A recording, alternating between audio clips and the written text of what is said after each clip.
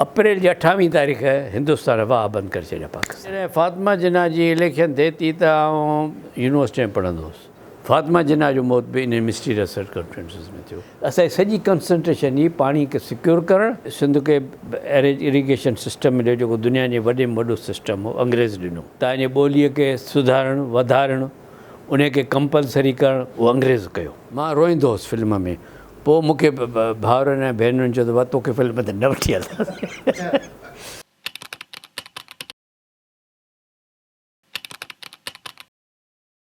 ॾिसो जॾहिं फातिमा जिन्ना जी इलेक्शन थिए थी त आउं यूनिवर्सिटी में पढ़ंदो हुउसि 64-65 त असांजी जेका इंटर यूनिवर्सिटी बॉडी हुई त उन में जेको आहे सो आउं रिप्रेज़ेंट बि कयो सिंध स्टूडेंट फेडरेशन खे, आउं ऐं शरीफ़ बलोच। असां स्ट्राइक्स वग़ैरह ऐं फातिमा जे लाइ असां मुज़ाहिरा पे कयासीं।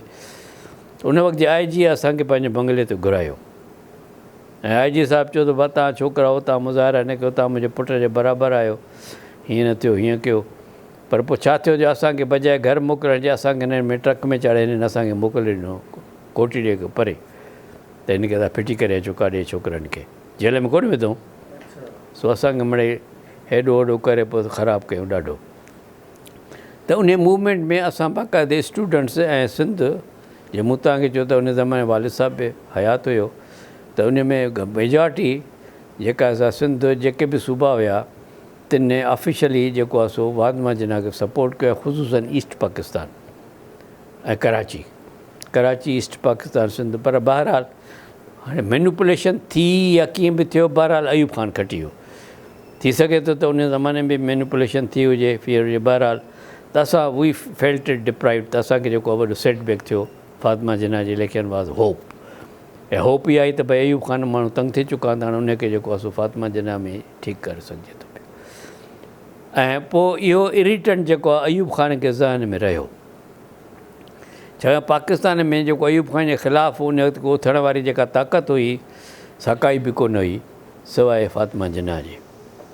छाकाणि ॿिया जेके बि सियासतदान हुआ, थोरो दौलताना साहिबु हो या मीर जाफ़र ख़ान जमाली हो या असांजो वालिद साहिबु हो, उहे दे वर नॉट मच एक्टिव, या खोड़े साहिब वारा हुआ, इहे सभु मुख़्तलिफ़ कानूननि में को परोडा में को एबडो में सभु डिस्क्वालीफाइड थियल आहे। इन जे करे पोइ क्वालिफाइड हुया ई कोन। पोइ Fatima Jinnah in way was not disqualified politician, he was active politician. ऐं जेको अयूब ख़ान जो तरीक़ेकार हो, ईस्ट पाकिस्तान में रेजिस्टेंस हुयो, उते पे हुकूमतूं चेंज थींदियूं हुयूं, उते पे उहो कोन पियो थींदो। पर वेस्ट पाकिस्तान में का ख़ासि मूवमेंट कोन हुई, गवर्नमेंट पे हलियूं, सभु ॻाल्हि पे हली, सवाइ इन ते की पोइ फातिमा खे हुननि ते फेल इट त इहा जेका आहे थ्रेट आहे। उन जे करे जेको चयो वञे थो ऐं मे बि छाकाणि उन त न को पोस्टमार्टम थिया, न को इंक्वायरी थी, न का ॻाल्हि थी। हे त फातिमा जिन्ना जे जीअं हाणे क़ाइद जे मौत खां पोइ अॼु हर क़िस्म जी फिलासफ़ी थ्योरियूं अचनि थियूं पियूं त क़ाइद पहले अख़्तरी ख़ान डेलीबटली अलॻि करे मारायूं त ख़ूब जे आयो त एम्बुलेंस न ॾिनऊं। इहे थ्योरियूं हलनि थियूं पियूं त क़ाइद was also in way murdered by the establishment और बाय दैट वे। त सिमिलरली फातिमा जिन्ना जो मौत बि इन मिस्टीरियस सर्कमस्टेंसिस में थियो, जंहिंखे तव्हां मिस्टीरियस सर्कमस्टेंस चई सघो था। पोइ उन में हाणे एस्टेब्लिशमेंट या ॿिया केतिरे क़दुरु हुया, but it was definitely not a clean case. It's one of the charges U can establish against Ayub Khan. जेका पार्टीशन जी पहिरीं जेका प्लान हुई जे मुस्लिम एरियाज़ पाकिस्तान खे ईंदा, जंहिंमें फ़िरोज़पुर बि शामिलु हो। फ़िरोज़पुर ज़िले जी आबादी हुई ऐं माधोपुर हेड वर्क्स जितो सतलज ऐं रावीअ जा दरिया निकिरंदा पंजाब लाइ, उहो फ़िरोज़पुर में हुयो। त हे आख़िर ताईं इन इम्प्रेशन में रहिया त बाउंड्री कमीशन जेका आहे असां फ़िरोज़पुर ॾींदी ऐं इहे जेके वर्क्स पाकिस्तान वठी ईंदा। पोइ जॾहिं आख़िर जेका लाइन जॾहिं ड्रा कई वई ऐं लाइन ड्रा करण खां पोइ ड्रा करण वारो माण्हू भॼी वियो, उहो उन में साबित आहे त सॼी बदनीयत सां थी त उन लाइन ड्रा करण खां पोइ पाकिस्तान प्रॉपरली एजिटेट न कयो। छाकाणि जिन्ना जी जेका चवनि था त जिन्ना इन में ख़ुशि हो त मूंखे रूमाल जेतिरो पाकिस्तान मिले त मां एक्सेप्ट कंदुसि, त हुन इन ॻाल्हि ते इंसिस्ट कोन कयो त फ़िरोज़पुर कटिजी वियो Madhopur head works. They never realised it, number 1। Number 2 त बाउंड्री कमीशन में इहो बि हुयो फ़ैसिलो थियल त जेके जिते लाइन ड्रा थी आहे, जेकॾहिं का ॻाल्हि का ज़्यादती थी आहे त 6 महीननि अंदरि उहो प्रोटेस्ट करे ऐं पंहिंजो केस हल कराए। त असांजी जेका बाउंड्री कमीशन हुई जंहिंमें मुंहिंजे ख़्याल में को जस्टिस दीन मोहम्मद हो जेको सिंध जो पोइ गवर्नर थियो ऐं जस्टिस मुनीर हुयो। त इहे जेके आहे से इन वे मुंहिंजे ख़्याल में इहे टिंटेड माण्हू, मां अॼु बि हिनखे तसवुरु कंदुसि, इन्हनि माण्हुनि ने ख़ामोशी रखी ऐं जॾहिं 6 महीना गुज़रिया प्रोटेस्ट ख़तमु करणु, हाणे माना अगस्त थियो न, सेप्टेम्बर, अक्टूबर, नवंबर, दिसंबर, जनवरी, फरवरी, तव्हांखे मार्च ताईं एहतिजाज करिणो हुयो त बाबा असांजा हे हेड वर्क्स विया हलिया आहिनि, असांजे पाणीअ जो छा थींदो। Nobody cried. जीअं इहो पीरियड ख़तमु थियो, अप्रैल जी 28 तारीख़ हिंदुस्तान वाह बंदि करे छॾिया पाकिस्तान। पाणी कोन्हे, मुंहिंजा वाह जॾहिं वञे तारीख़ खणिया पाकिस्तान में रड़वाको थी वियो, वॾा भॻा माण्हू। त 8 तारीख़ इहा ॻाल्हि थी त पोइ हिननि चयो त भई हिंदुस्तान में ॻाल्हियूं था कयूं। हाणे ॻाल्हियूं करण लाइ हिननि छा कयो त पंजाब मां दौलताना, हुन सां गॾु ॿियो हिकिड़ो पंजाब जो चीफ इंजीनियर हो, हिंदुस्तान मां पंहिंजो हिंदुस्तान जो जेको चीफ मिनिस्टर उन वक़्तु जेको पंजाब जो चीफ मिनिस्टर हो सरदार सोहन सिंह, ऐं इन खां अॻु में ऐं नेहरू, इहे हुया हिंदुस्तान जे तरफ़ां निगोशिएट करण लाइ जेको पाणीअ जो मामिलो जेको पहिरियों दफ़ो 48 में रेज़ थियो। हितां जेको आहे सो ग़ुलाम मोहम्मद ऐं दौलताना, माना त लियाकत अली ख़ान ऐं क़ाइद अज़म इन खे मुनासिबु न सम्झो त उहे वञी पार्टिसिपेट कनि। इम्पोर्टेंस जी ॻाल्हि थो ॿुधायां, काॾे नेहरू ऐं हेॾो हे न विया। इन दरमियान सोहन सिंह सां जॾहिं ॻाल्हाईंदा पंजाबी वारा त सोहन सिंह हिन खे चवंदो त पिरावंदा पाणी किसी ने रोकिया है, पिरावंदा पाणी किसी ने रोकिया। इहे ॾेई ॾाढो हे पंजाबी असांजा ख़ुशि थींदा त पिरावंदा पाणी जॾहिं रोकियो त ख़बर पई हिननि खे।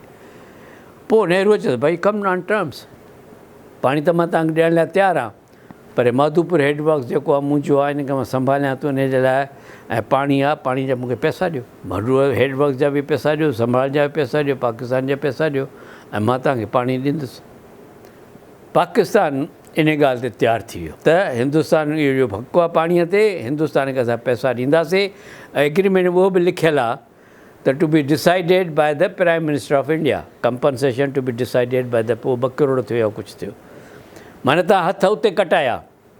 उहो एग्रीमेंट जेको तव्हां कयो उन में तव्हां पंहिंजा हथ कटाए वेठा। उन एग्रीमेंट में को बि सिंधी कोन हो, न को पाकिस्तान जी हाईएस्ट लेवल ते हुयो, हिंदुस्तान वाज़ रिप्रेजेंटेड हाईएस्ट लेवल। माना पाकिस्तान इन मामले खे एतिरो अहम न सम्झो। They thought it is between the 2 Punjabs, where it was not between the 2 Punjabs. इन दरमियान मूंखे सिंध गवर्नमेंट जो को रोल नज़र कोन थो अचे। मां सिंध जे चीफ मिनिस्टर जूं स्पीचिस कठियूं कयूं आहिनि 1937 खां वठी 1955 ताईं।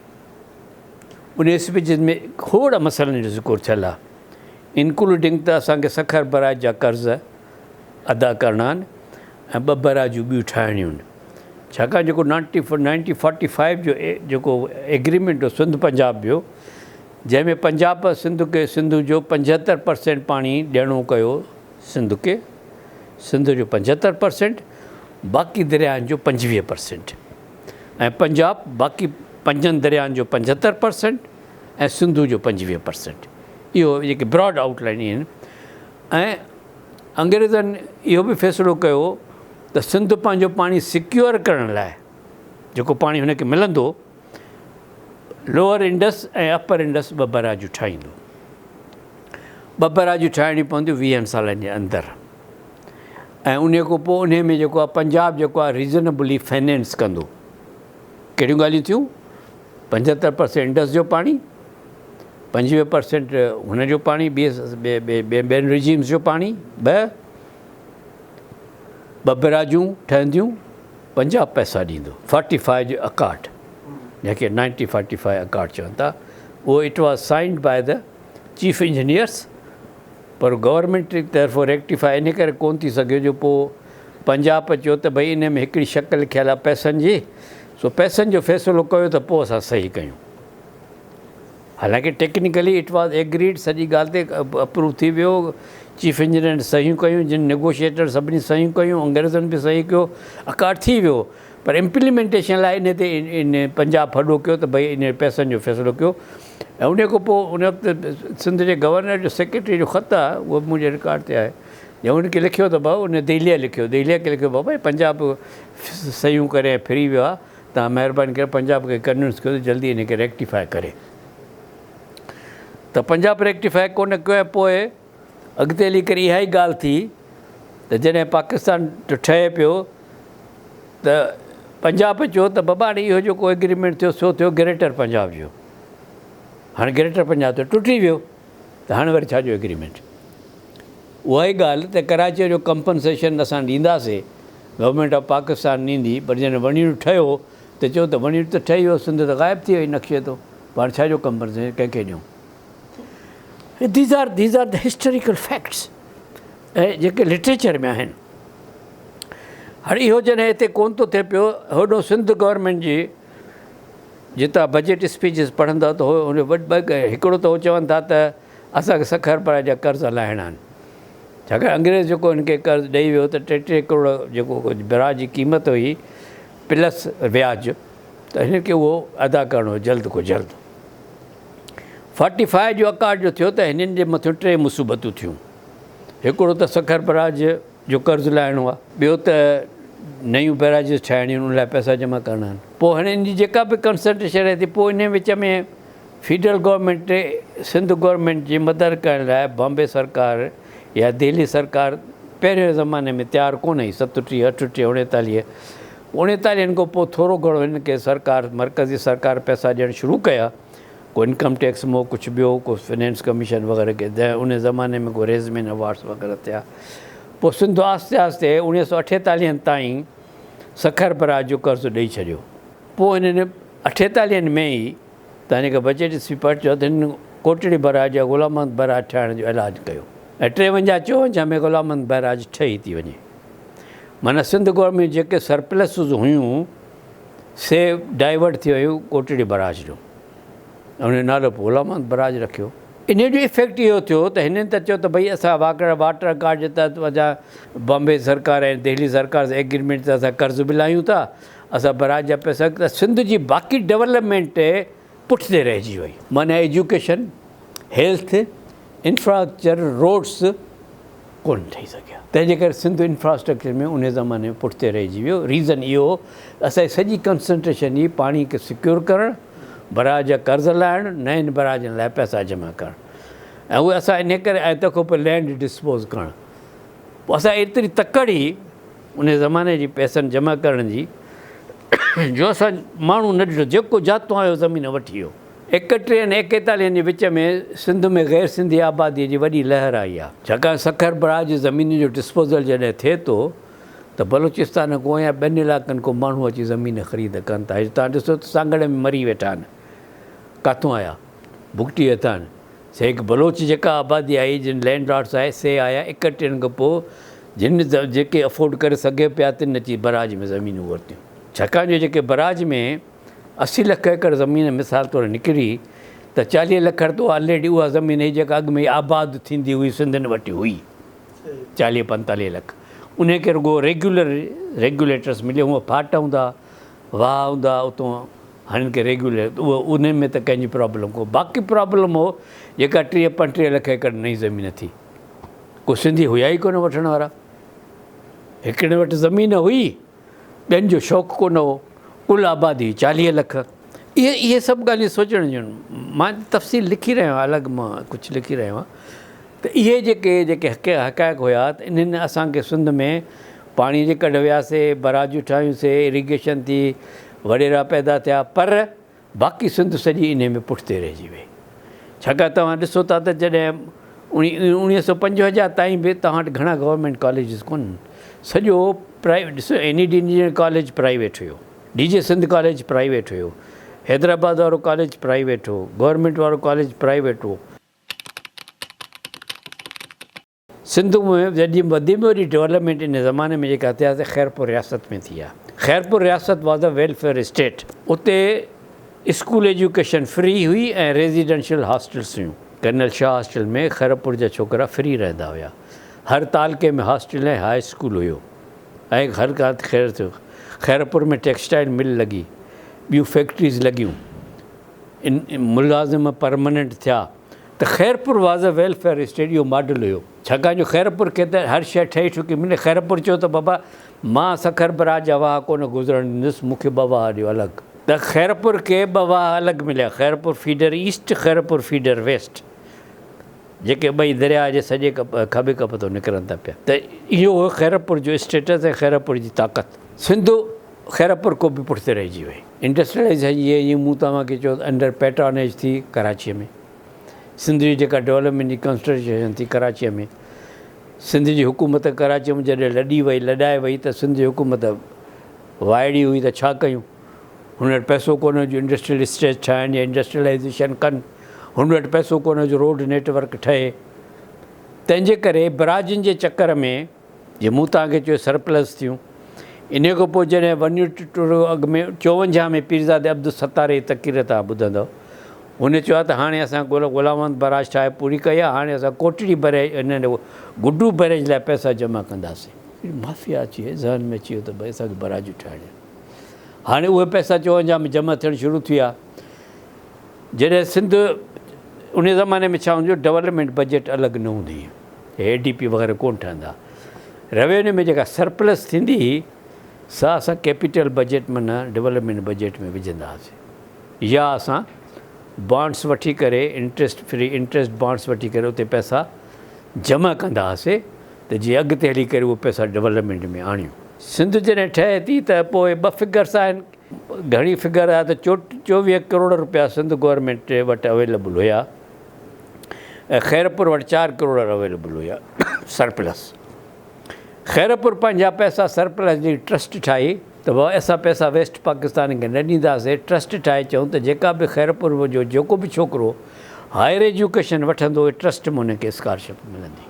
ख़ैरपुर जूं 3 शर्तूं हुयूं, ट्रस्ट ठहंदी, मीर खे प्रोटोकॉल मिलंदो ऐं जेका मीर जा शिकारगाह या ज़ाती ज़मीन असां महफ़ूज़ रहंदी ऐं असांजा मुलाज़िमनि खे परमनेंट तसवुरु कयो वेंदो। इन करे ख़ैरपुर जा जेके सरकारी मुलाज़िम हुआ से वधीक सीनियरिटी में वधीक थी विया सॼे वेस्ट पाकिस्तान में। त ख़ैरपुर जी वीएन त ॿुधाए न तव्हांखे, त ख़ैरपुर में केॾी वीएन हुई ऐं वीएन इन करे जो जेको मुमताज़ जंहिंजे नाले ते मुमताज़ कॉलेज आहे उहो मुमताज़ कज़लबाश हुयो महाजर, पर ॾाढो सियाणो माण्हू हुयो। उन जी भेण जेका आहे सा AGN काज़ी साहिब जी घरवारी हुई। इहे जेके ॻाल्हियूं हुयूं त असां वटि एतिरी बि वीएन कोन हुई, छाकाणि असांजो पॉलिटिकल छा थियो जीअं मूं तव्हांखे ॿुधायो त 37 में जीअं सिंध आज़ादु थिए थी पई त इहो पंहिंजो पहिरियों हुरनि जी movement, it was biggest resentment, Sindh government वॾो फॾो, पाकिस्तान रिज़ोल्यूशन, मस्जिद मंज़िलगाह तहरीकूं, त इहे जेके इशूज़ आहे सिंध इन में इन्वॉल्व रहियो पॉलिटिकली। इन करे स्टेबलाइज़ गवर्नमेंट न ठही सघी, परमानेंट गवर्नमेंट न ठही सघी, तरक़ी कोन थी सघी, सरप्लस सभु बेराज खणी वियो। त सिंध जे पुठिते पवण जा ॿिया सबब बि आहिनि। अंग्रेज़नि जे दौर में वरी बि सिंध सां अंग्रेज़नि दौर में तव्हांखे यानी की सिंध खे इरिगेशन सिस्टम ॾियो जेको दुनिया जे वॾे में वॾो सिस्टम हो, अंग्रेज़ ॾिनो, तव्हांखे ॿियो कोई न ॾिया। नंबर 1। नंबर 2, तव्हांजी ॿोलीअ जी लिपि, तव्हांजे ॿोलीअ खे सुधारणु वधारणु, उनखे कंपलसरी करणु, उहो अंग्रेज़ कयो। हर अंग्रेज़ शर्त हूंदो त जंहिं नौकिरी करे त 6 महीननि अंदरि सिंधी सिखे। Law and order was comparatively best, कारोकारी।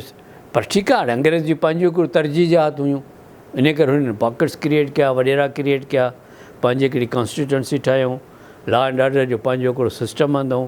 पर उहो त हुयो, पर असां त वॾी नाइंसाफ़ी इन में अंग्रेज़ वारो दौर खे छॾियो तव्हां। ऐं पर इन में जेको विचो दौर हो असांजो 37 खां 54 ताईं, असांजो इनखे चइबो अपॉर्चुनिटी लॉस्ट, असां प्रायोरिटीज़ तय कोन करे सघियासीं। त हाणे जॾहिं असां जीअं मूं तव्हांखे चयो त सरप्लसिस ख़ैरपुर पंहिंजियूं ॾिनियूं, असांजो सरप्लसिस वेस्ट पाकिस्तान खणी वियो। मूं AGN Kazi Sahib was the last finance secretary of the Sindh ऐं first finance secretary of the West Pakistan 1 unit. ख़ैर काज़ी साहिब खां मूं पुछियो इन 3 करोड़ जी कहानी, बसि इहे 24 करोड़ या जेको बि अमाउंट चवनि था तव्हां ज़माने में हुयो, तव्हां सरेंडर चए बाबा इहे पैसा डेवलपमेंट जा पैसा हुया, इहे पैसा मूं 2 शयुनि लाइ रखिया, हिकिड़ो सिंध यूनिवर्सिटी ऐं ॿियो गुड्डू बराज। छाकाणि सिंध यूनिवर्सिटी जो काज़ी साहिब ऑलरेडी अलाम आहे काज़ीअ खे अप्रूवल ॾेई चुको हुयो नई यूनिवर्सिटी ठाहिण जो उन ज़माने 48 जे ज़माने में, ऐं यूनिवर्सिटी जो कमु उन ज़माने में शुरू थी चुको हो, पर आहिस्ते आहिस्ते पियो हलियो। उहो कमु वञी असां वेस्ट पाकिस्तान ज़माने में उहो कमु स्पीड अप थियो। पर इन खां अॻु में लियाकत मेडिकल कॉलेज पंहिंजूं बिल्डिंग्स ठाराए वियो हो। सिंध यूनिवर्सिटी बिल्डिंग घटि ठहियूं, हॉस्टल्स घटि ठहियूं, छाकाणि सिंध यूनिवर्सिटी हैदराबाद में घणो ज़ोर हूंदो। लियाकत मेडिकल कॉलेज में कर्नल नजीब जे ज़माने में हॉस्टल्स, ब्लॉक्स, ऐं इहो बि कर्नल वजीब जो विजन हुयो, छाकाणि हुनजो भाउ जेको आहे सो इंजीनियर हुयो वेस्ट पाकिस्तान गवर्नमेंट में, हुनजो पंहिंजो इन्फ्लुएंस हो, त हुन तमामु घणो कमु कयो लियाकत मेडिकल कॉलेज खे पूरे करण में। सिंध यूनिवर्सिटीअ में इहा लीडरशिप कोन हुई, घणी डेवलपमेंट सिंध यूनिवर्सिटी में कोन थी सघी, ऐं इहे पैसा उन जे लाइ रखियल हुया। त इहो दौरु अची ख़तमु थो थिए। त असांजे जेके तव्हां पाणीअ जे अकार्ड जी ॻाल्हि कई, ऐं अकार्ड जा जेके इन्फ्लुएंसिस थिया, ऐं उहो अकार्ड आख़िर ताईं हलंदो रहियो इनडायरेक्टली, जेको जॾहिं जेसि ताईं के वञण वारे ज़माने में बि उन अकार्ड जे तहत पाणी जी विरासत थींदी, शिकायत कंहिंखे कोन हूंदी। ठेकेदार 48 मुआदो तो तव्हां पंहिंजे दरिया ते इंडिया जो हक़ु तस्लीम कयो, इंडिया खे पाणीअ जा पैसा ॾियणा कया। पोइ इंडिया वक़्तु बद खेंचल कंदो रहियो, बाबा जल्दी कयो, पैसा ॾियो, हे कयो, हो कयो, बंदि थो कया, पाणी बंदि थो कया। त अयूब ख़ान जॾहिं अचे थो त पंहिंजे किताब में लिखियो थो, फ्रेंड्स नॉट मास्टर में, त मूंखे निंड कोन ईंदी इन पाणीअ जे मसइले जे करे, छाकाणि जेको इंडिया जो एटीट्यूड हुयो, या जेको मूं पंहिंजे 50 जे दौरान या 58 दौरान ॾिठो, त सवाइ इन जे त इंडिया सां जंग कजे, इंडिया पाणी कोन ॾींदो, ऐं असां जंग करण जी पोज़ीशन में कोन हुआसीं। इन करे मुंहिंजो उन ज़माने खां वठी कोशिशि हुई, जॾहिं मां न हुयुसि त बि मुंहिंजी कोशिशि ते ठाह थी वञे जंहिं बि नमूने थिए। पोइ जॾहिं पाण मार्शल एडमिनिस्ट्रेटर त हीअं अमेरिका सां ॻाल्हायो, अमेरिका में ऑलरेडी इंटर स्टेट झगड़ा हूंदा पाणिनि जा, अमेरिका रियासत जेके आहिनि उनजे पाण में, त उहो पाण उतां आइडिया वरितो। पोइ हुन वर्ल्ड बैंक में जाकर करे, ऐं पोइ हुन इहो एग्रीमेंट कयो, जेको अयूब ख़ान चए पियो दैट वाज़ ॿियो, इन को ॿी पॉसिबिलिटी कोन्हे, छाकाणि जो इंडिया इहे 3 दरिया त न पियो ॾिए, जो असां ऑलरेडी विकिणी चुका हुआसीं इंडिया खे इन वे। पर इंडिया चए पियो चनाब मूं बि मूंखे पाणी ॾियो, जेको हाणे खसे थो पियो, त मां चनाब जो बि पाणी ते मूं हक़ु ॾियो। पोइ असां वॾी मुश्किल सां इन ॻाल्हि ते कयोसीं, बाबा तव्हांखे जेके उभरंदा दरिया आहिनि उतो तव्हांखे रुॻो असां 1.7 MF पाणी ॾींदासीं, बाक़ी तव्हां पाणी इस्तेमालु करे सघंदो नॉन कंज़प्टिव यूज़िस लाइ। नॉन कंज़प्टिव यूज़िस माना त navigation, hydro power without storage और विदाउट इरीगेशन सिस्टम, उहो हिननि एग्री कयो। पोइ आस्ते हुन में भञ कयो, पोइ त को इहो बि एग्रीमेंट थियो त परमानेंट कमीशन हूंदी, हर 6 महीने मीटिंग थींदी, इंफॉर्मेशन जी एक्सचेंज थींदी। पोइ आस्ते आस्ते इंडिया जेको आहे डिट्रैक्ट कंदो रहियो, छाकाणि रीज़न इहो थो थिए त दुनिया में जेको अपर रिपेरियन आहे उनखे वधीक ताक़तवर आहे, पर जेकॾहिं पॉलिटिकली ऐं न्यूमरिकली बि स्ट्रॉन्ग आहे ऐं अपर रिपेरियन बि आहे, त पोइ यू आर एट लॉस। हाणे मिसाल इहो आहे त जीअं सिंध में कोटड़ी बराज वारा सफ़र कनि था पिया at cost of Sukkur barrage. Sukkur barrage पंहिंजी मर्ज़ी जो पाणी खाइणु, जेको बचो कोटड़ी अॼु बि जेका आहे सा सखर ते 30% शार्टेज आहे, कोटड़ी ते 50% शार्टेज आहे। माना इते बि इतो को शुरू थो कयां मां, मथे हली पंजाब ताक़तवर नथो ॾिए, हिते सखर बराज ताक़तवर इन करे तव्हांजी अधु असेंबली जेका आहे सखर बराज ते आहे, नारा कैनाल ते, रोड़ी कैनाल ते, इन में 10% शार्टेज आहे, बाक़ी कैनाल में 60% शार्टेज आहे। त अपर वारा ताक़त वारा तव्हांखे कोन छॾींदा, अहिड़े नमूने इंडिया तव्हांखे कोन थो छॾे, अहिड़े नमूने पंजाब तव्हांखे कोन थो छॾे। हाणे चाइना इंडिया जे कढ पियो आहे, ब्रह्मपुत्र रिवर ते ॿियनि ते पंहिंजा डैम्स ठाहिया, इंडिया जी घोड़ा थी पए, बांग्लादेश खे इंडिया एक्सप्लॉइट कयो। त this is history, this is a fact. इन में आहिनि ॻाल्हियूं आहिनि, थ्योरीज़ आहिनि, घणियूं आहिनि। काज़ी रशीद एक्चुअली इन सॼे एक्सरसाइज़ में इन्वॉल्व कोन हुयो, काज़ी रशीद खे अलॻि कयो वियो। काज़ी रशीद जेको आहे सो मेंबर पहिरियों वापदा में हुयो, जंहिं पोइ वरी मेंबर वापदा हो, जंहिं गुड्डू बराज पंहिंजो Guddu thermal power house approve कराई, ही वॉज मेंबर पावर। उन वक़्तु हिन जो ख़्यालु हो त मुल्तान या मुज़फ़रगढ़ में हणिजे थर्मल पावर। काज़ी साहिबु हिन खे गुड्डू खणी आयो, इहो काज़ी साहिबु हिकिड़ो अचीवमेंट हो। ॿियो काज़ी साहिबु अयूब ख़ान खे कन्विंस कयो त तव्हां तरबेला डैम जल्दी ठारायो, छाकाणि सिंध खे रबीअ जो पाणी तरबिया। त उन ज़माने में काज़ी साहिब खे लाहौर मां कढी करे चीफ इंजीनियरिंग एडवाइज़र करे छॾियो। काज़ी साहिब खे न नेगोशिएट में शरीक वियो, हाणे उन वक़्तु सिंध में 4-5 इंजीनियर हुया जेके इन में पार्टिसिपेट करे सघनि पिया। इलाही बख़्श सुमरो, अब्दुल रहीम मेमण, शेर मोहम्मद बलोच, उमेद अली कुरैशी, अब्दुल गफ़ूर शेख, ये सभु चीफ इंजीनियर लेवल जा माण्हू हुया 50s ऐं 60s में, ऐं अब्दुल रशीद काज़ी। पर इन मां कंहिंखे बि, ऐं MS Qureshi, Mohammad Saleh Qureshi, Mohammad Saleh Qureshi member planning commission में हुयो, पोइ सिंध जो वाइस चांसलर थियो। उन खे ऐं इलाही बख़्श खे कुझु वक़्त लाइ हिननि एसोसिएट कयो, उहे वाशिंगटन बि विया निगोशिएट दौरान। इहे 60 जे पंहिंजे 50 लेट 50s जी ॻाल्हि आहे। इलाही बख़्श वाज़ जूनियर पर MS वाज़ सीनियर। पोइ MS प्रोटेस्ट कयो त MS जी ॻाल्हि कोन मञियो त MS प्रोटेस्ट करे छॾे वियो, टॉक्स मां निकिरी वियो। ऐं इलाही बख़्श ॿुधाए त मां बि छॾे आयुसि। इहा ॻाल्हि मूंखे पाण इलाही बख़्श ॿुधाई, मुंहिंजी इलाही बख़्श सां मुलाक़ात थी 20 साल अॻु। त सिंध जो को बि हिन में शरीक कोन्हे। इन स्पाइट ऑफ दैट त वी हैड हिकिड़ो त इहो थियो, इहा थी निगोशिएटिंग टीम। इम्प्लीमेशन टीम लाइ हुई इबाब, इंडस बेसिन एडवाइज़री बॉडी। त इबाब जेका इंडस बेसिन एडवाइज़री बॉडी, उहा जेका असां फ़ैसिलो पई करे त कहिड़ा कम किथे थींदा ऐं कीअं थींदा, उन में बि सभु पंजाब जा इंजीनियर आहे। तंहिंजे करे सभु कम पंजाब में थिया। सिंध गवर्नमेंट कोन हुई, इन करे सिंध जो को बि रोल कोन हो। सिंध गवर्नमेंट जेका 1 यूनिट जो ज़मानो हो, सिंध गवर्नमेंट कोन हुई। इहे सभु ॻाल्हियूं 55 खां पोइ जूं। Sindhi civil society, Sindhi politician इन ॻाल्हि को कटियल हुयो। ऐं न को वरी सिंध में कंहिं इंजीनियर आहे जेके गाइड कनि माण्हुनि खे त भई हे ज़ुल्म थी रहियो आहे, हीअं थी रहियो आहे। नो बडी प्रोटेस्टेड ऑन रिकॉर्ड।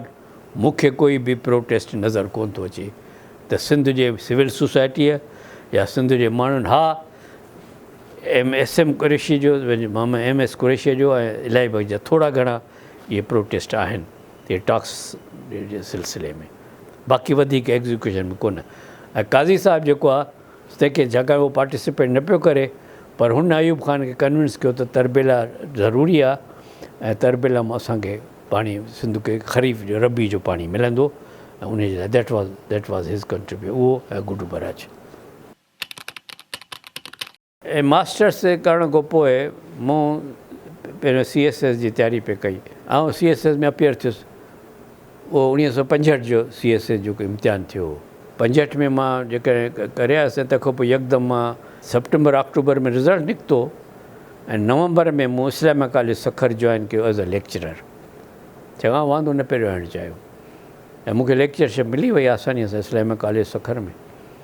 सो आउं जेको आहे सो हुते लेक्चर हुउसि। पोइ मूं CSS जी तयारी कई ऐं फरवरी 66 में मां CSS जे इम्तिहान में वेठुसि। फरवरी या जनवरी में मूंसां गॾु मुहबुल्ला शाह ऐं पंहिंजो सिकंदर जमाली, इहे जे कामयाबु थियण में इहा, बाक़ी फेल थियण में ॿिया इलाही खोड़ हुया। त पोइ CSS जो जॾहिं रिज़ल्ट आयो त आउं फेल थियुसि। इन दरमियान मूं मुख़्तलिफ़ हंधनि ते नौकरियुनि लाइ अप्लाई करणु शुरू कयो ऐं पंहिंजा सर्टिफिकेट वग़ैरह टेस्ट कराए। एतिरे क़दुरु जो फॉरेस्टर जी नौकिरी, उन लाइ बि मां अप्लाई कयो। मूंखे ख़बर कोन्हे, फॉरेस्टर नौकिरी थी, कस्टम में अप्रेज़र जी नौकिरी थी। इन दरमियान होटल इंटरकॉन्टिनेंटल खुली चुको हुयो कराची वारो, ऐं होटल इंटरकॉन्टिनेंटल लाहौर जो उन वक़्तु कंप्लीट थी रहियो हो। ऐं यूसुफ हारून जेको आहे सो उनजो मालिक हुयो। ऐं यूसुफ हारून वालिद साहिब जो तमामु सुठो दोस्त हो, सभु पॉलिटिक्स में अब्दुल्ला हारून यूसुफ हारून सां। पोइ वालिद साहिबु मूंखे चयो त होटल ते करे तूं होटल मैनेजमेंट में, त पोइ मां ॻाल्हायां हुन सां। मां अचे त होटल माना बैरागिरी, सो मूं रिफ्यूज़ कयो। इन दरमियान मुंहिंजे ब्रदर चयो त तूं हबीब बैंक में असांजो आहे हेड आहे, हबीब बैंक में नौकिरी करे तूं कर, तुंहिंजी फर्स्ट क्लास ग्रेजुएशन हुते खपे ग्रेजुएशन, पर तूं त MA आहे त नौकिरी करंदमि हबीब बैंक। मां साईं बैंक जी नौकिरी कबी, शाम ताईं रुपया था गणनि, मां न कंदुसि। इहे ॿई ऑफर्स। पोइ जॾहिं मां कमीशन जा इम्तिहान, न त मां के पहिरियों भई जेका ऑफर आई सा कस्टम अप्रेज़र जी, उन सां गॾोगॾु मां जॾहिं वेस्ट पाकिस्तान 1 यूनिट गवर्नमेंट में अप्लाई कयो, इहा अकेली जॻह निकिती हिकिड़ी प्लानिंग ऑफिसर जी या रिसर्च ऑफिसर जी, वेस्ट पाकिस्तान प्लानिंग क्लास 1। त उहा जॾहिं मां अप्लाई कयो त पोइ मुंहिंजी उते बि सिलेक्शन थी वई।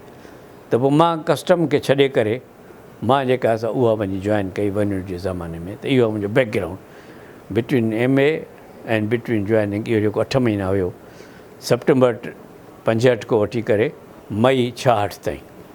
सो मई 66 में मां वञी वेस्ट पाकिस्तान गवर्नमेंट जॉइन कई 1 यूनिट गवर्नमेंट। त उन वक़्तु मां पहिरियां 2-3 ॾींहं रेलवे जे हुन में वेटिंग रूम में रहियुसि। जो मुंहिंजो कज़न ज़फ़रुल्ला कुरैशी जेको रेलवे में सिलेक्ट थी वियो ऑफिसर हो हुते, उन बि उन बि 63-64 में उन पास कई CSS और रेलवे सर्विसिस में वई। पोइ इन ज़माने मां वरी लाहौर मिलणु शुरू कयुमि। सो पहिरियों पहिरियों मां वहीद काज़ी साहब वटि वियुसि। वहीद काज़ी हुयो पंहिंजे रशीद काज़ी साहब जो पुटु। त उन जो दोस्त हमीद काज़ी मूंसां गॾु पढ़ंदो हो। त हमीद काज़ी रशीद त मां वहीद काज़ी वटि त मुंहिंजी प्लानिंग में नौकिरी थिया। हाणे छा कयां? त वहीद काज़ी साहब ने नओं हुन CSP कई। उहो इन 65 बैच जो हुयो। त हुनखे ख़बर कोन्हे घणी प्लानिंग जी, घणी मदद मूंखे कोन मिली। इन खां अॻु जॾहिं मां इंटरव्यू में वियो हुउसि हुते लाहौर, त बि मां काज़ी साहब सां मिलियोसि त मूंखे गाइड कर, पर कंहिं मूंखे गाइड कोन्हे कयो। छाकाणि इहो प्लानिंग डेवलपमेंट खातो हुयो, नओं खातो हुयो, जो पहिरियों गवर्नमेंट में हूंदो कोन्हे। इहो खातो खुलिया मुंहिंजे ख़्याल में 55 में, जॾहिं फस्ट 5 ईयर प्लान ठहे थो पियो, तॾहिं 55 में डेवलपमेंट बजट बि अलॻि थी थिए पई, प्लानिंग डेवलपमेंट जो खातो बि खुले थो। त उते बि इंटरव्यू वग़ैरह में बि सम्झो त सुठो इंटरव्यू थी वियो। असां 4-5 कैंडिडेट हुआसीं। छाकाणि सीट हुई सिंध जी, खैरपुर डिवीज़न जी सीट हुई, इन करे मुक़ाबिलो घणो कोन हुयो। छाकाणि वेस्ट पाकिस्तान में जेको रिक्रूटमेंट सिस्टम हूंदो सो ब्लॉक वाइज़ हूंदो हो। 28 सीट जो ब्लॉक हूंदो हुयो, जंहिंमें हर डिवीज़न जूं 2 सीटियूं हूंदियूं हुयूं। अहिड़े नमूने पोइ लाहौर जूं जेके 10-12 सीटियूं हुयूं, सिंध जूं जेके 6 सीटियूं हुयूं, बलूचिस्तान जूं 2 सीटियूं हुयूं, 4 सीटियूं हुयूं KP जूं, ऐं 2 सीटियूं मेरिट जूं हुयूं। त 28 सीटियूं इहे डिस्ट्रीब्यूट थियल हुयूं। त मुंहिंजो लक हो, जेके मेरिट जी सीट अचे त बि आउं कम्पीट करे सघां पियो, ऐं जेकॾहिं हिन जी सीट हुई त बि मां कम्पीट करे सघां पियो। पोइ उन कॉम्पिटिशन जे करे तो बहरहाल त उते वयुसि मां। जॾहिं त पोइ वरी मूंसां दोस्त मिलियो मूंखे, पंहिंजो ग़ुलाम अब्बास जाफ़री। हू पुलिस में DSP रिक्रूट थियो हो डायरेक्ट फॉरेंसिक में। हीअ जेके कंदा आहिनि पंहिंजो आंगन जा निशान ऐं इहे जेके मेडिकल जेके कंदा आहिनि फॉरेंसिक लैब। त फॉरेंसिक लेबोरेटरी वेस्ट पाकिस्तान में हूंदी रुॻो लाहौर में। त हिन जी उते 6 महीना ट्रेनिंग रखी वई त तूं DSP हाणे तूं ट्रेनिंग लाहौर में कंदुसि। उते हू रहंदो कुर्बान पुलिस लाइन्स में। कुर्बान उहो IG हो जंहिं लियाकत अली ख़ान खे माराइण में जेको IG हुयो, कुर्बान Ali, he was IG Punjab. उन नाले ते कुर्बान पुलिस लाइन्स हुई। एयरपोर्ट खां अॻु में राइट हैंड साइड ते आहे कुर्बान पुलिस लाइन्स, हिकिड़े पासे ॾो, ॿिए पासे ॾो आहे लाहौर कैंट स्टेशन। विच में कुर्बान पुलिस लाइन्स आहे। को 1000-1.5 माण्हू हुते रहंदा हुआ। त जाफ़री साहब जो मिलियो मूंखे, चए ॾेखां भई तूं कीअं मज़ो आयो? मां चयो बसि हल मूं वटि हल रहो, जेसिताईं बंदोबस्तु थिए तुंहिंजो हलूं था। मां चयो वाह वाह अला मुंहिंजी ॿुधी। सो 2 ॾींहंनि जे अंदरि आउं पंहिंजा टपड़ खणी करे जाफ़री साहब वटि हलियोसि कुर्बान पुलिस लाइन्स। त उन जो कमिरो हूंदो हो, मानी टिकी कुर्बान लाइन में मिलंदी। उतां कुर्बान लाइन मां निकिरी करे 5 मिंट वॉक ते बस ईंदी हुई, जेका लाहौर कैंट मां वेंदी हुई सेक्रेटरीट सिधो। नंबर 1 बस उनखे चवंदा हुआ। उहा बस मां 6:30 बजे निकिरंदोसि, मां 6:45 वारी बस वठी करे 7:15 सेक्रेटरीट पहुची वेंदुसि। असांजा सेक्रेटरीट टाइम हूंदा 7:30 खां 1:30 बजे ताईं। तव्हां ॻाल्हि पे कई त जॾहिं मां हुते जॉइन कई त मूंखे पंहिंजो वॾनि माण्हुनि जो ख़बर ई, छाकाणि पांधियाणी साहिबु मेंबर पब्लिक सर्विस कमीशन, उनजी मूंखे ख़बर ई। उन असां मिलणु वियुसि त हुन वरी मूंखे मिलायो GD मेमूर साहिब सां। GD मेमूर साहिबु जॉइंट सेक्रेटरी हो। ॿिन्हिनि जा बंगला गॾु हूंदा हुआ डैनपुर लैंड्स में। त 2 सिंधी त मूंखे इहे मिली विया जेके सीनियर हुया। पोइ उते असांजे प्लैनिंग ऐं डेवलपमेंट में जॾहिं मां वियुसि त उते त कोई बि सिंधी कोन हो। प्लैनिंग ऐं डेवलपमेंट खाते में त कोन हो, जो नओं खातो हुयो। ऐं जेके बि सिंधी हुआसीं मेन सेक्रेटरी, प्लैनिंग डेवलपमेंट जी सेक्रेटरी अलॻि हूंदी हुई। उहा सेक्रेटरी बेसिकली त उहा पंजाब सेक्रेटरी थी, जेका कन्वर्ट थी वेस्ट पाकिस्तान सेक्रेटरीट में। त वेस्ट पाकिस्तान सेक्रेटरीट जे करे उन में वधी विया। त पोइ हिननि वरी साइड में उन को गॾु मतिलबु आहे त कोई हार्डली 5 मिनट वॉक ते ॿी सेक्रेटरीट बिल्डिंग, जेके रॉबर्ट्स क्लब सेक्रेटरीट चवंदा हुआ। त आउं रॉबर्ट्स क्लब सेक्रेटरीट में वेंदुसि। उते रुॻो हिकिड़ो सिंधी हो अरबाब, जेको एग्रीकल्चर डिपार्टमेंट में हूंदो हो। उनखे बि प्लानिंग जी ख़बर कोन हुई। पोइ मूंसां मिलियो हिकिड़ो सेक्रेटरी असिस्टेंट असांजो सिराज काज़ी उनखे चवंदा हुआ। सो सिराज काज़ी साहिबु अची मिलियो, बीड़ी पीअंदो ईअं करे, सुठो हणंदो। सो मूंखे जेको रेज़ा भई तूं वरी हेॾे केॾे आयो आहे? अच्छा साईं आया नौकिरी करणु बादशाह, क्लास 1 जी नौकिरी मिली आहे त तूं वरी चए थो मां कीअं आयो आहियां? चए हिते कोई ईंदो ई कोन्हे, तूं वरी क्लास 1 में काथो आयो आहे? मूं चयो ॻाल्हि ॿुध, मां हिते आयो आहियां नौकिरी करणु आयो आहियां, ऐं त बाय द टाइम मां ॾिठो माहौल मूंखे पसंदि तंहिंजे करे आयो आहे, determined I will serve it, ॻाल्हि कोन्हे। चए पर हाणे अची त वियो आहियां, पर हिकिड़ी ॻाल्हि कजांइ त हिननि खे मौक़ो न ॾिजांइ। मुंहिंजो भला मौक़े जो माना छा आहे? चई त दफ़्तर कॾहिं टाइम ते अचिजांइ, बग़ैर पंहिंजे बॉस जी इजाज़त जे दफ़्तरु न छॾिजांइ ऐं जेको कमु चवनी सो कजांइ, जे न अचे त सम्झ को सुवाल कजांइ। बाक़ी ईअं न त तो न सुवाल बि न करे कमु बि न करे पोइ it will give U difficulty. हिन मूंखे टिप्स ॾिना त हाउ टू, छाकाणि असां त सेक्रेटरी नौकिरी कॾहिं कई कोन हुईसीं न, इन जनरली टिप्स ॾिना जेके बहितर जेको घणो एटीट्यूड सां रखनि पिया तालुक। यानी हुन मूंखे कोन थो ॿुधाए त प्लैनिंग जी कीअं थींदी आहे या प्रोजेक्ट प्रोसेसिंग कीअं थी आहे, उहा त ॻाल्हि कोन थी। ॿियो असां वटि छा हुजो, असांजी जेका सर्विस हुई तंहिंमें को बि ट्रेनिंग जो कोन हुयो सिलसिलो। न त हर सर्विस जी ट्रेनिंग थींदी आहे, 6 महीना 12 महीना एकेडमी थींदियूं आहिनि, ट्रेनिंग थींदी आहे, सिविल सर्विस एकेडमी आहे उहो। असांखे का एकेडमी कोन्हे, असांखे पंहिंजो पाण ई एडॉप्ट करिणो हुयो। मां जॾहिं ॿियनि सिंधियुनि ऑफिसरनि सां मिलियुसि त बाय एंड लार्ज हुनजो रिएक्शन सो हुयो, पर प्लैनिंग जे लाइ कंहिं बि मूंखे गाइड कोन कयो त प्लैनिंग में करिणो छा हूंदो आहे, सवाइ GD मेमण साहिब जे। छाकाणि GD मेमण साहिब बि सॼी उमिरि फाइनेंस में रहियो, चाहे हितां वियो त he was assistant secretary finance, उते पोइ डिप्टी सेक्रेटरी थियो, पोइ मां वियुसि त he was one of the senior most Sindhi officers. उन वक़्तु सिंधी ऑफिसर सीनियर मोस्ट जेको GD मेमण हो, ॿियो ZA चन्ना साहिबु हुयो जेको जॉइंट सेक्रेटरी हुयो लॉ डिपार्टमेंट में। त हाणे इहे ॿ सीनियर हुया, ॿिया कुझु 4-5 डिप्टी सेक्रेटरी हुया ऐं ॿिया सेक्शन ऑफिसर हुया, ॿिया असिस्टेंट हुआ, ॿिया सुपरिटेंडेंट हुआ, क्लार्क कोई कोन। छाकाणि क्लार्क विया बि हुया से सुपरिटेंडेंट थी विया। छाकाणि 55 में जॾहिं विया हुते त मुंहिंजे ख़्याल में को मुंहिंजे हिसाब सां मूंखे ख़बर कोन्हे एग्ज़ैक्ट फिगर जी, 150 खनि सिंधी ऑफिसर वियो हो सेक्रेटरीट मां।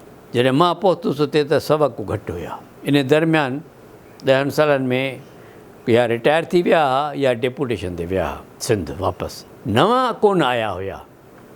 न सेक्रेटरीट साइड ते कुझु सेक्शन ऑफिसर, हिकु अधु हुयो सेक्शन ऑफिसर जेको नओं हुयो आयल जेको वेस्ट पाकिस्तान गवर्नमेंट में, बाक़ी जेके PCS आईंदा हुआ से बि वापसि सिंध पोस्टिंग कराईंदा हुया। पोइ हुनजी पोस्टिंग या सिंध कंदा या बलूचिस्तान कंदा, पर लाहौर में वेस्ट पाकिस्तान में पंजाब में न रखंदा हुआ।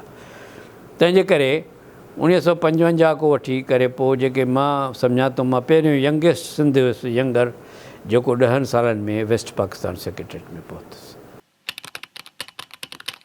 फिल्म त मूं पहिरियों फिल्म ॾिठो आहे 1947 में, सखर में नई सिनेमा ठही रीजन सिनेमा, त 1947 में मां पहिरियों फिल्म ॾिठो आहे जेको राजा भरतरी हुयो। बहरहाल उहो मूंखे कोन वणे फिल्म, छाकाणि हिंदू त को ॿियो जेको फिल्म मूं ॾिठो सो जुगनू, दिलीप कुमार जो ऐं नूरजहान जो।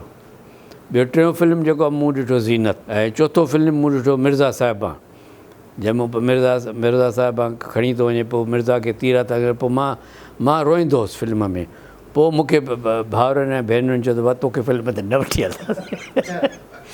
त इहो इन 47 इमोशनली जेको जज़्बाती सीन अची वञे न साईं, त उहो जेका मिर्ज़ा खे जे मारींदा त मां त रोईंदुसि। या जेकॾहिं ज़ीनत में हुनखे ज़ीनत खे तकलीफ़ थी अचे पई त उहे त ॻाल्हियूं कनि थियूं न, तकलीफ़ हिट थियूं कनि पियूं।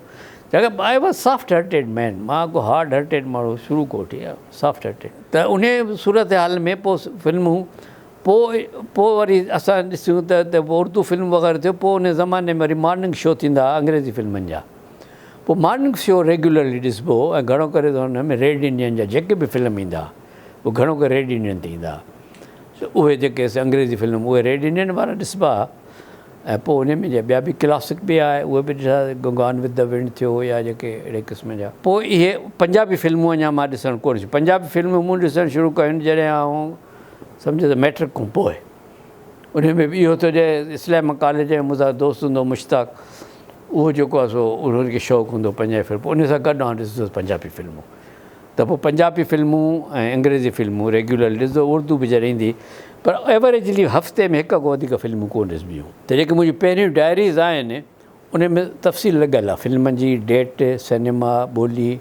ऐं उन में ॿियो हूंदो त मां फिल्मनि जूं टिकेटूं रखंदो हुउसि, कठियूं कंदो हुउसि। टिकटूं नंढियूं फिल्मूं जेके मिलंदियूं अॻे ज़माने में सिनेमा ॾिसी अधु ॾींदा न, उन अध ते मां फिल्म जो नालो ऐं डेट लिखंदो हुउसि। छाकाणि सिनेमा जी त नालो टिकेट ते लिखियलु हूंदो, उहे मां टिकेटूं कठियूं कंदो हुउसि। इन खां अॻियां रेलवे जी टिकेटूं कठियूं कंदो हुउसि, जे रेलवे ते इंचण विञण थींदो हो न, मां गेट ते ओवर कोशिशि करे टिकेट कोन ॾींदो हुउसि। या प्लेटफॉर्म टिकट वठंदुसि वापसि कोन कंदुसि। मूं वटि हेतिरियूं टिकटूं रेलवे जूं, हेतिरियूं टिकटूं इन जूं, इहे सभु इहे नंढे नंढे जूं मुंहिंजियूं हॉबीज़ हुयूं। त इन में पोइ जेके असां फिल्मनि जी पोइ विया लाहौर में, ऐं लाहौर में असांजी हिकिड़ी ॻाल्हि थी त भई फिल्म ॾिसबी पहिरें ॾींहं ते, छाकाणि जो ॿिए ॾींहं ते रिएक्शन थो अचे, प्रेस रिव्यू थो अची वञे त पोइ दिलि ख़राबु थी थी वञे, त मज़ो कोन थो अचे, सस्पेंस। पोइ उनजे लाइ छा जो मुंहिंजो जेको चपरासी हूंदो हो उहो पहिरियों हूंदो वॾे साहब सां गॾु, त होॾो उतरो बरो पाईंदो त वॾे रोबता वारो हूंदो, ऐं हुनखे सॼे पाकिस्तान खे ख़बर हूंदी कुरैशी साहिब जो PS, माना BA कुरैशी जेको मुंहिंजो बॉस हूंदो, एडिशनल चीफ सेक्रेटरी। पोइ जाॾे वेंदो चवंदो कुरैशी साहिब ने भेजाए, त हो सम्झासीं BA कुरैशी मोकिलियो। त पोइ उन ॾे शुरू बि टिकेटूं घुराइबियूं, ॿी बि घुराए, आख़िर में न तरी पोइ लाइन में टिकेट वठिबी।